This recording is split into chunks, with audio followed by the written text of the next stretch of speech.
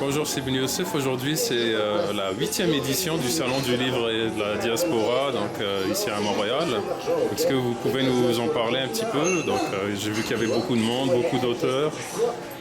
C'est un grand programme que vous avez fait, avec justement même des prestations musicales. L'événement s'achève, mais est-ce que vous pouvez nous en parler un peu plus?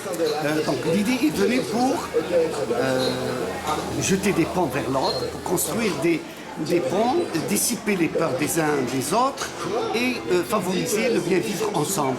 Et la meilleure façon de le faire, c'est de le faire à travers les ponts de culture, à travers l'écriture, à travers les écrivains, à travers la manifestation du génie humain, à travers la créativité, l'art. C'est dans cette perspective que nous essayons, nous sommes à la 8e édition, de réunir les écrivains de la diaspora, dans le sens où c'est ouvert à toutes et à tous ceux qui viennent d'ailleurs et qui s'installent ici, partagent entre eux justement cette écriture migrante. Ils partagent la douleur de la séparation, la douleur de l'exil et également l'espérance d'un monde demain meilleur et également ils partagent les mêmes inquiétudes et les mêmes rêves. Donc le salon les réunit dans un objectif d'abord de les révéler parce qu'ils sont à l'ombre, ils restent toujours à l'ombre, on voudrait les déterrer, les montrer donc. De deux, se connaître entre nous à l'intérieur de la diaspora déjà, les révéler, puis les faire connaître, et à partir de la connaissance viendrait la reconnaissance. À troisième, donc à l'endroit de la société d'accueil, c'est de révéler également cette force pour démontrer qu'est-ce que peut l'immigration donner. Et que l'immigrant, c'est quelqu'un qui n'est pas seulement, ce n'est pas un voleur de job, c'est aussi un fondateur de ponts. C'est un constructeur, c'est un édificateur, c'est quelqu'un qui contribue à l'épanouissement culturel. Et en plus de l'économie, bien entendu, de la société québécoise et canadienne. C'est ça dans cette perspective. Et on voudrait également que cela puisse se traduire en gestes et en faits. Ça veut dire que de leur permettre d'adhérer à la conscience culturelle et littéraire du Québec,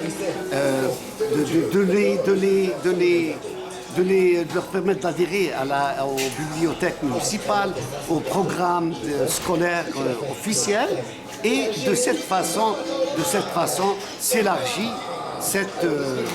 cette force, ce génie humain, et tout ça ne peut être favorable qu'à l'harmonie sociale, qu'à lutter contre le racisme et la discrimination et contre l'esprit de guerre et de haine. J'avais une autre question. À chaque événement, on découvre de nouveaux lieux. Ça aussi, c'est une signature, j'allais dire. Je me souviens, il y avait la Galerie Ara, il y avait aussi le Centre Arrivé. Donc aujourd'hui, c'est un autre lieu. Qui est l'espace Igli, oui. De M. Toufik Lalouche, qu'on remercie infiniment pour sa générosité, pour l'ouverture de son espace. C'est ça, donc nous sommes en pleine, donc c'est très convivial. Nous avons, on comble l'événement par la rencontre des auteurs, par les récitals poétiques, par les tables rondes littéraires et par également des ateliers pour les enfants. On accorde autant d'intérêt pour les enfants car ce sont la relève. Oui. On essaye surtout à un moment où l'humanité sombre sous la pression, le pouvoir de la machine artificielle.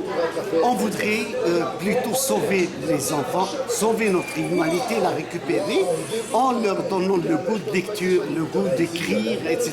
Donc on réserve également des activités très intenses pour les enfants et on finit par, bien entendu, par un programme musical. Nous avons du shabi, nous avons de la mélodie, nous avons de la poésie et de la musique. C'est quelque chose d'agréable, de convivial et à chaque fois on essaye d'enrichir et d'agrandir nos rangs par des nouveaux auteurs.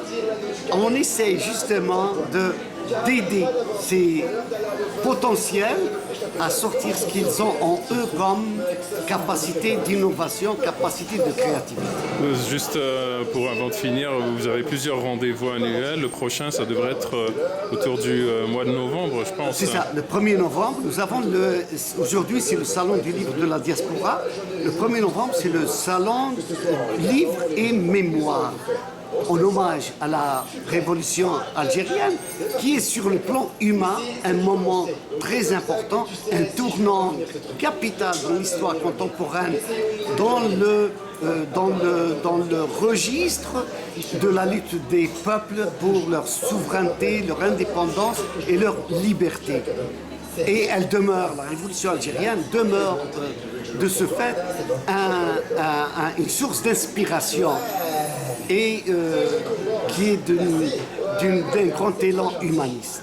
Je vous souhaite bon courage, encore une fois. Qu'est-ce qu'on pourrait dire encore une fois? Bonne continuation et pour une 9e édition, Inch'Allah. Merci, Inch'Allah. Merci beaucoup.